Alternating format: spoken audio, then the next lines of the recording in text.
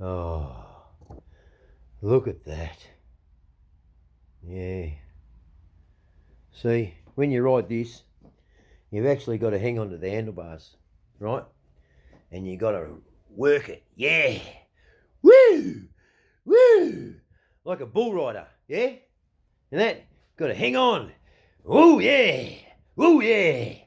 Unlike this one, and you just playing with yourself. Hey? All right. I'm on YouTube. And I've just heard, and I'll turn it up for you, the most stupidest fucking thing I've ever heard. I'm not joking. I've heard a lot of stupid shit in the bracket, okay? So, in regards to someone dropping their bike, I've heard a lot of fucking shit, yeah? You know, there was a leaf on the road, you know, and there was, you know, or there was bark, or there was loose stones, or it was wet, it was ice, whatever. And there was, right? Okay? But you should have seen it.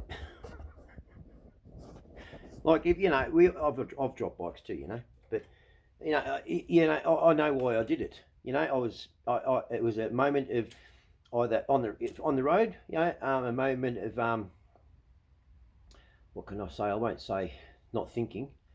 I just pushed it a bit too hard. I knew what I was doing. I pushed it a bit too hard. Shouldn't have done it. On the racetrack, every racer's dropped the bike, and you know what? As the saying goes, if you're not crashing, you're not trying. Okay, simple as that. You know, you've got to crash. Yeah, right.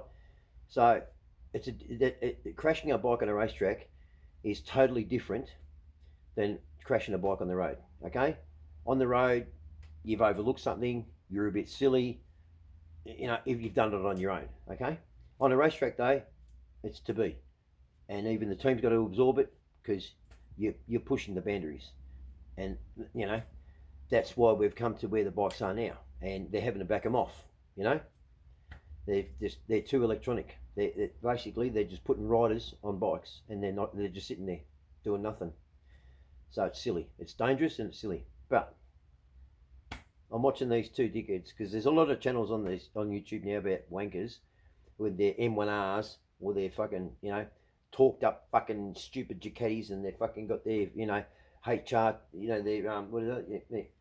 The H2Rs and stuff like that. Nah, fucking, and they got more money than sense, right? They've got all the gear. They've got the flash fucking never raced a bike in their life. They've never even spun a spanner in their life. About as much as what they do is when what have they got over there? When their delivery, what do they call it over there? The delivery. Anyway, so when Holland drop off their box, or Amazon drop off their box, and all they do is just they peel the sticky tape off, and they pull out their carbon fiber little accessory and stick it on the fucking bike. But anyhow, I'll turn this up. You got to listen to this, right? This is the best, right? Oh fuck! I'll tell you, I've heard some fucking shit in my life, but this is the best. This one brings up everything. It's a wonder he doesn't bring up Winnie the Pooh. You know, honestly, you want to hear it? Yeah, I'll play it for you now, right?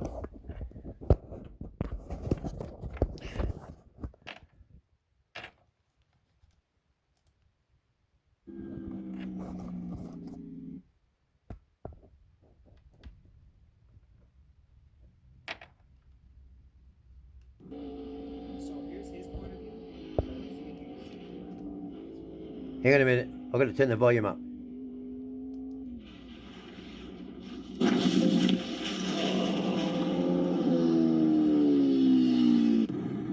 Now, I'll go back, right? So fortunately, everybody was okay. It looked like he just lost his... Oh, no, I don't want you to do this bit. That's the bit I want you to... So watch. So why he dropped the bike is because see how they're swinging them out? I don't know why they do that. So they swing them out. They give it power and they just swing it out. Like it's a fucking lasso. Dickheads. You're sending the pressure away. You're supposed to keep it there. And that's what happens here. He sends it out. See? Look. He gives it a bit and he kicks it out. Why kick it out? But hang on. So here's his point of view? Here's his point of view.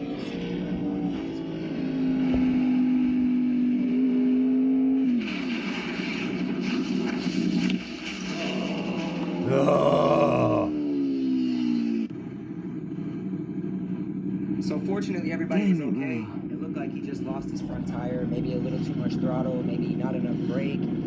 It could have been numerous amounts of things. There was actually acorns falling from Did you hear that? Acorns. Fucking acorns. We're listening to Fortunately, everybody was okay. It looked like he just lost his front tire, maybe a little too much throttle, maybe not enough brake. It could have been numerous amounts of things. There was actually acorns falling from you know, numerous amounts of things. Winnie the Pooh crossed the road, had a shit. And then there was Piglet. Piglet ran out and made a squeal. The acorns. Fucking, that's the best. Numerous. You know, if that had been us back in the day and we'd done that, we would have gone, what did you do, you dickhead? Well, don't sit there. But look at that. The bike's still on its side. That would never have happened in our day. Look. There's a possibility he could have even Clipped an acorn. Clipped a fucking acorn. Fucking clipped an acorn. Fucking hell, mate. Here, watch. Numerous. Big words. Look. Look at the bike. Watch. Look. It's still laying down. Fucking, they don't give a fuck, mate. I'll tell you, they don't give a fuck. These people today, they've got too much fucking money than sense, mate. I'll tell you, right? And did you hear the fucking almighty groan that he did? He didn't even hit the ground fucking hard, mate. I don't give a fuck. You know, people out there might go, geez, JB, that's a bit fucking harsh. No, it's not harsh enough. It's not harsh enough. Fuck. You know? It clipped an acorn. What's the fucking bike do if it fucking gets wet? Does it fucking, foam up and shake its fucking head like Cujo and fucking bite you on the ass? What a fucking joke. Look at it. Oh, fuck, it's still, look at it. Look, Jesus Christ. Oh, fuck. Yeah, I'll tell you a story, right? I'm going to tell you a story, right? This is the best, right? This is a fucking best, right? Okay, so when I bought my first Ducati, which was a 1098 S, right? Now, the story behind that bike was when I bought that, right? So that was it was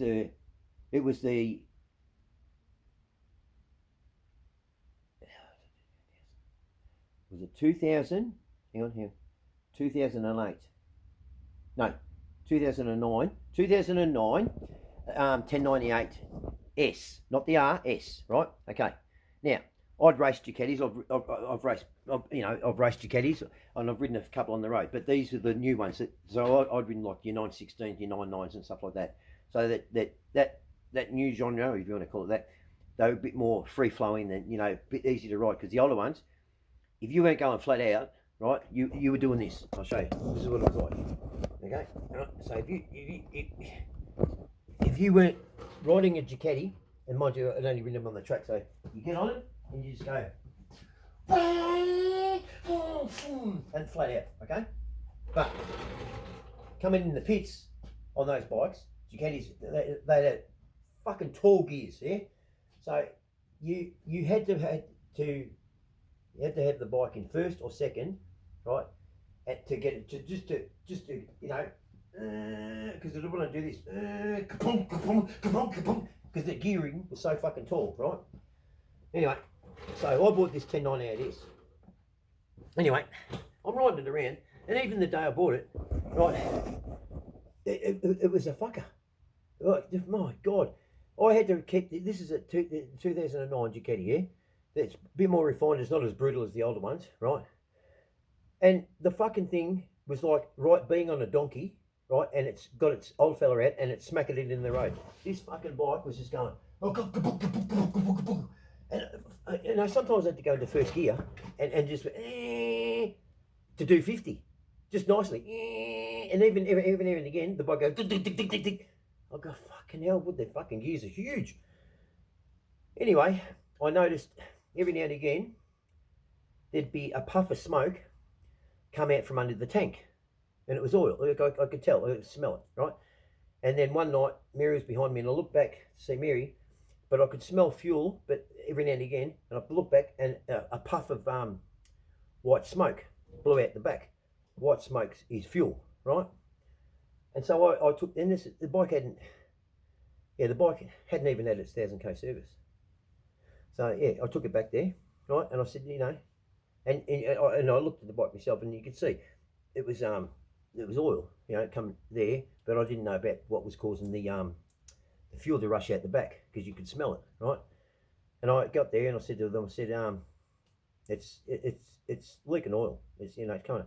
Anyway, Sean, he was on the ground, the head mechanic. Mind you, he's also Desmo Sedici certified mechanic. Okay, you got to be trained to work on a Desmo, right? I should know. I fucking worked on one. Anyway, so I'm standing there and I said, if that thing, because Gigatti's a V twin, or an L, but it's a V twin, right? I said, if that thing sucked in its base gasket, I said, I want a new engine. And they've gone. And I said, if it's sucked in the base gasket, there's obviously a bigger problem internally somewhere for it to suck it in. Harleys, the older ones were renowned for sucking in the base gasket, but that's because of the whole thing of the bike. It's not really an automotive engine, it's an agriculture engine, and you're changing it around a bit. So agriculture engines do a lot of sucking, okay, because they're not really made to put out, they just turn over, yeah? Right? So when they should be blowing, they sucking.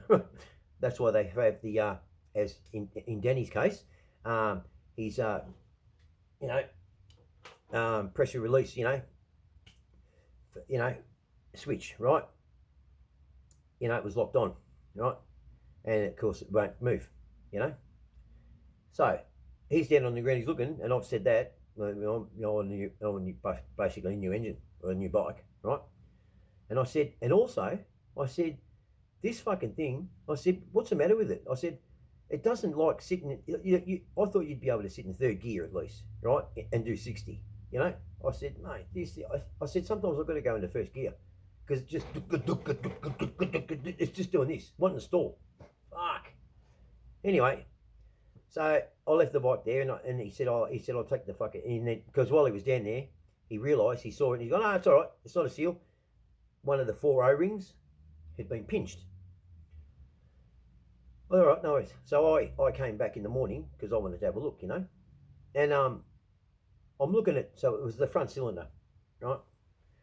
And he didn't have to take it off, but you just see, he's taken off there and everything.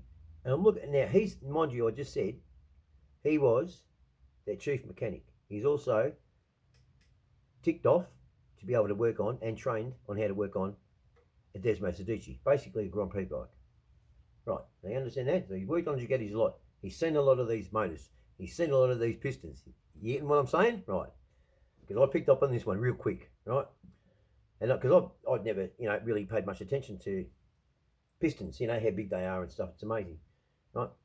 And I'm at the front of the bike and it's up in the steering, and I'm going, fuck, that's a big fucking piston. Like, it was fucking big, right? Sean, remember, chief mechanic, seen a lot of pistons, seen a lot of these things. You wouldn't think,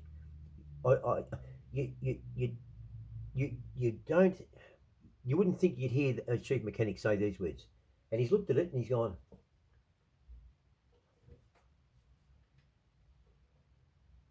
he said it, and this is what his words were. He's gone, yeah, that is a big fucking piston, isn't it? Well, me, I've gone, huh?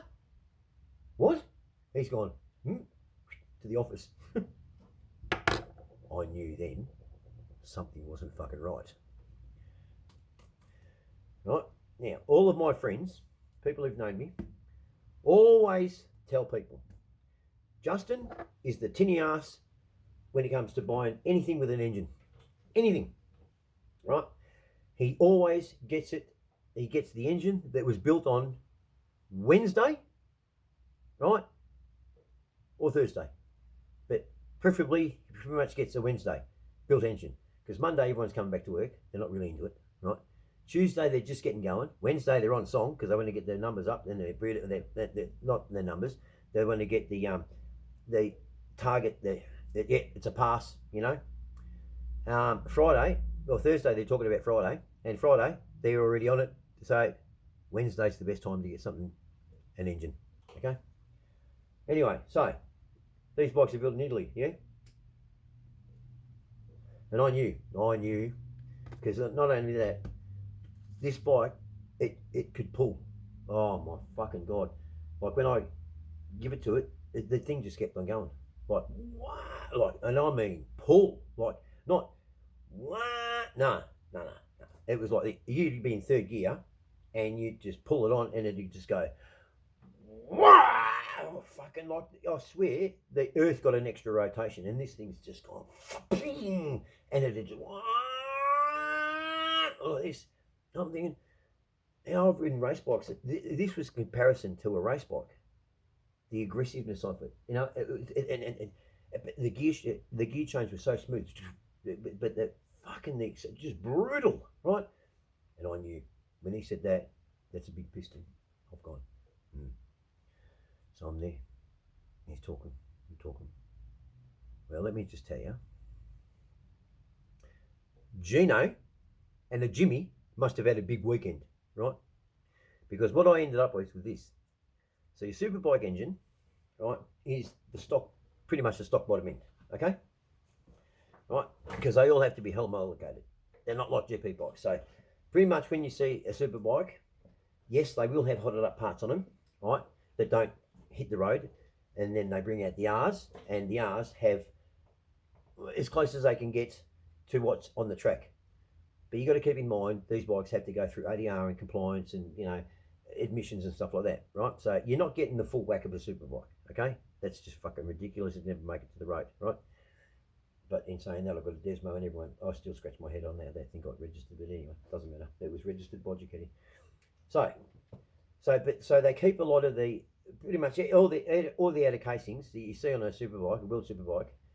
You can pretty much, there's a bike in a shop that looks exactly like that, right? What I didn't realise is Ducati at the time, right, they were getting ready to go into MotoGP. Everyone knew this, and there was going to be a big change, right? Yamaha was already leading the field, right? And Ducati was just sitting, but they were ready. So they weren't concentrating real well, obviously. So they'd shut down. They'd actually shut down their superbike line where they designated for their wheeled superbikes. They'd shut it down because as soon as the new year came in and MotoGP went 4-stroke, everyone saw what Ducati did to all of their Ducati riders, and pretty much their satellite teams and stuff. They pretty much just fucking hung them out to dry. There was barely a Ducati in superbikes. The superbikes was shit. What all those teams did to those riders was actually shocking. But we saw what happened. Superbikes almost went away because everyone they were getting ready, and they put all, and because they had to come up straight away, and everyone wanted to be in that first year that MotoGP went 4-stroke, right? And they were all in there, and Ducati was fucking no dip, they went straight in. So they had everyone concentrating on their MotoGP bike. So what they did is they shut down the line where they built the superbikes. But the superbikes are still running. So the engines are still got to get built, yeah? Right. So obviously Jimmy and, you know, what did I say his name? Jimmy and fucking Francesco, Jimmy and fucking, you know, Con, right, had a big weekend because they're now having to build 1098S motors and 1098R motors, which is the differences of cams, right, and bigger throttle body, things like that, right, and the head, yeah, right, and the piston, right. But then they had the superbike engines, which is a lot different.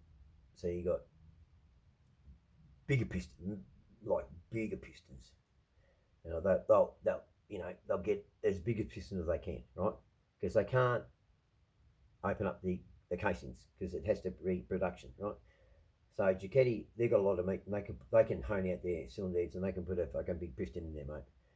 Right, this is what's happened. Right, it's come along, and he's put on a superbike piston. That's first. Then it's come down. He's dropped on a superbike barrel, piston barrel. Right, it's going like.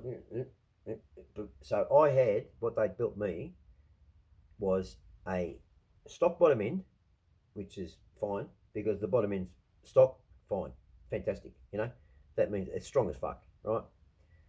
And all Ducatis pretty much are down the bottom, strong as fuck, right? And everything else on top was just off its head. So Sean comes out to me, he goes, I said, I think I've already guessed what it is, and he's gone, yeah, and he said, you got to, they made a mistake on the building line. I said, I thought so. I said, they're not getting the engine. No way. I said, that's my engine. I love it. I actually love it. Now I know what it is. Now I know how to ride it. I'm not complaining because I thought because it didn't. If I'd known it at the start, I wouldn't be complaining. But I was complaining because if it was a normal built engine, it shouldn't be doing that. Something's wrong with it. But I know what's doing it. Nothing's wrong with it. And I said no. And he said yeah. I told them that, and he said look, they're fine. He said so I had basically an extra. Well, this was stronger than a superbike engine because the bottom end was stock, you know, and everything else is, so it's fantastic. So that's why people say I buy all my things are built on a Wednesday. But how's that? A fucking ACORN. Could you get it? Can you get any better than that? Oh, there was numerous things that could have happened, and fucking, you know, the Botswani tribe people came out of the fucking bushes. The fuck me, mate. Look. There's this. This is worse than not having fucking any socks on. Have a look at this. Right, I'll pump it up. Have a look at this. Oh no, what? No fucking way would I do this. Look. White fucking boots. White, with the white gloves, on a full carbon Yamaha. I mean, are you fucking mental? Fucking hell. Fucking mental. Fucking mental, mate. Anyway. There you go, Paul. I hope you liked that video. Right? And I was going to talk about the Harley engines and stuff. But I know what I was going to say. But here we go. This is what I'm going to do, right? So you all know that I know Danny Hayes, yeah? $1 Million Bogan. Well, he's changed his name for some reason, I don't know. But anyway, so I'm not going to tell him this. I want you all to spread the word, okay? You got to do this because if it's done right, he'll have to do it, and it will be the biggest draw card. I can see it now. Everyone will be like going, yeah. Okay, this is what I want to do. Right, I'll show you. Right. So, see that? This is my baby. Now, when I went up to Horsham the other week to see meet a mate and ride back with him, David, which is my new boss, I saw Scroat on the way up, and then I saw David, Andrew, as we all know. I made the video. Andrew saw me, looked like a possum. Right, now, Scroat said to me, he said, I didn't know that your bike had so much work done to it. I said, oh yeah, it's had some work done to it. It has. It's had a lot of work done to it. A lot of work by me, a lot of fine tuning, like my tyres. Don't mean much, but they do when you add it up. My brake pads, you know, the oils I run in the clutch and the brakes. My engine oil, I run an Adjup. I run Adjup oil or Motul oil. I don't run Harley oil. That's shit, right? Harley shit. Let me tell you something, people. Let me tell you. You have an engine. So that's the engine. That's the gearbox. And this is a primary drive. They are all separate. Okay? There are O-rings keeping the oil in here from not going in there, and an O-ring stopping oil from going from the engine in there. Same thing there. There's gearbox oil, an O-ring stopping primary drive oil, having a mixing. Right. Here's a quick question for you. Let's see how many of you get this right. I'll tell the answer at the end, right? So, There's 3 different oils in this bike. If you look at Harley, originally they had the Harley 1 oil does 3. Yeah? Are you fucking mental? Right? That is just fucking mental. Right? If that's not a company screaming that they need money, yeah, do this, they'll blow gearboxes and they'll fucking go through clutches. Well, that's what everyone did, right? Because gearbox oil is gearbox oil, okay? You don't put transmission oil in the fucking diff, okay? Right? Diff oil is very thick, right? Okay? Gearbox oil in a Harley is like your diff, okay? It's thick. It's like honey, right? Okay? But your primary drive oil, it's not as thick as your fucking engine oil, okay? Otherwise, your fucking clutches would fucking, they'd be spinning, right? So that's why people go with wet clutches on Hondas and stuff like that. That is an engine that's designed, everything's designed there to be one. All of it's one. There's not one separate, you can't separate anything, it's all one. So they run on the one oil. But how they work the clutches is the clutches don't sit as deep and they have, it'll only pick up so much, all right? That's why they do say, when you put your clutches in, right, make sure you're doing an oil change. So you're putting fresh oil with fresh clutches, right? And you sort of bed them in a bit, right? Don't fill the bike up full of oil. Let the clutches stay a little bit moist. Don't get them fully wet. Let them bed in, right? So I run a gearbox oil. I run a separate engine oil and I run a separate primary drive. 3 different oils. Because that's what they do in engineering. Anything, you know? So why not? So don't run the Harley gearbox. 1 oil does all, right? And also, draining the engine oil, there is extra 2 lugs to get a good dose of oil out, right? And you got to get it out because shit gets in there and it can be sucked back into the engine. People don't know this. They think there's 3 plugs. There's not 3 plugs. There's about 6, right? That you need to empty. 1 for the gearbox, only 1, and 1 for the primary drive. But for the engine, there's 3. Okay? And they're hidden. And I'm not going to tell you. So, in knowing that, which oil should not discolour in a Harley?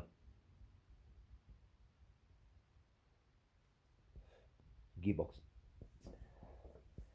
Gearbox oil should not discolour. Okay? It can break down, that's fine. Your engine oil, you put it in, yep, that's that colour. You come along a week later, it's a bit darker. Of course it is. You got your fucking pistons in there, right? And you will get fuel or you'll get seepage past the pistons. It's going to happen. Bit of carbon. That's what that is, okay? Right? In some cases, like Steve, he's got problems with his bike. There's that much fucking fuel running past the pistons, right? He could almost run the bike on the oil, right? But your gearbox oil should never be. If you pull the dipstick out of your gearbox and it's fucking black, something is gone awry, mate. It's gone awry, big time, right? But this is what I'm going to suggest. This is what I'm saying, right? Yeah, and I hope you all get excited and spread the word. Now, Danny and I, we're mates. We get along like any friendship, you know. It's like this. It's surfing, hanging 10, yeah, right. But so you know how I took the, he's CVO. I rode it. Look, it's not. For the technology of it, it is, but it's not a Harley. It's not. It's lost its. That's just killed it. And if that's the way Harley's going, well, what's the next one going to be like? It's just looking more and more like the Jetsons. I mean, you say you want a hot rod, right? You want a hot rod. Go get a fucking hot rod, right? But then they're putting fucking, Lamborghini engines. What are they called? They call it retrofitting. And it's not a hot rod anymore. It looks like a hot rod, but it don't. It's got the anti-lock brakes. It's not a hot rod. A hot rod is fucking loose, mate. You got a Detroit locker in the rear end. You got a fucking big fucking Storley and that 2-speed power glide, and that's fucking, and you just don't know what's going to fucking happen when you hit a bit of a coal patch on the road. Right? That's and it's the smell of fuel and that you get out and you fucking crying the fucking fuel and everything. That's a hot rod. right? A bit like a Harley. You should, every time you get off a Harley, you should, as soon as you parked it, put the side stand down, get off it, at least for 5 steps, you should be still sort of going, shaking a little bit. That's what you should be doing. So, I'm saying this. Denny Hayes, I'm calling you out, buddy. Okay? Yeah, I'm calling you out. Your CVO ST against my CVO 117 Paul Helen JB. Yeah? Okay? Drag. Okay? And if I lose, I'll even tell you my punishment if I lose. Okay? If I lose, okay, I will wear a leopard G-string, helmet, me boots. That's all I have to wear. And I will ride wherever Danny says. That will be my punishment if I lose. I'll wear a G-string, and if Danny says, right, I want you to ride to Geelong bike night, and that, okay, no worries. I'll rock up wearing a leopard G-string if I'm a loser, right? Okay. But if Danny loses, my thing for Danny is he is not allowed to have any filler or any Botox for 12 months. Okay? So I'm calling you out, Danny, right? My CVO, yeah? Okay?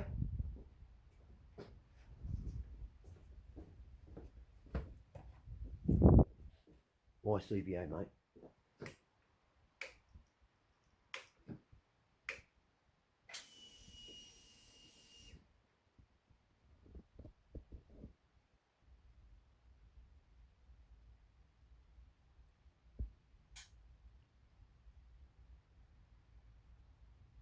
See, I wait. I don't speed through the process.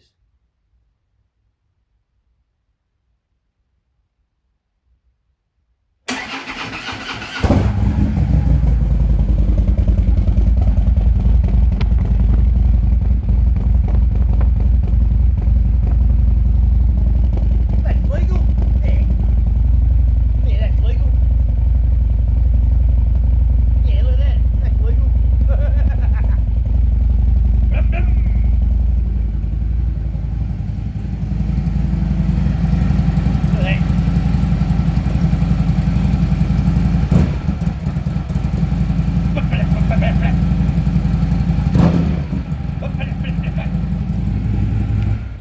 So Danny, I'm calling you out.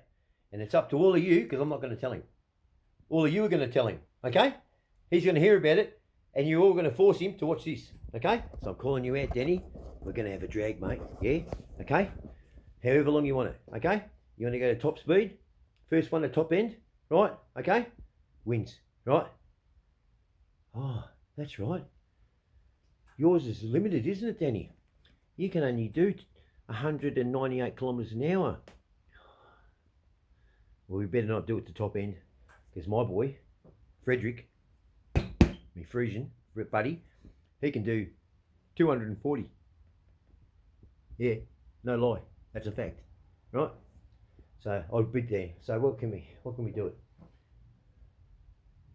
Oh, and I'll wear a G-string with no socks.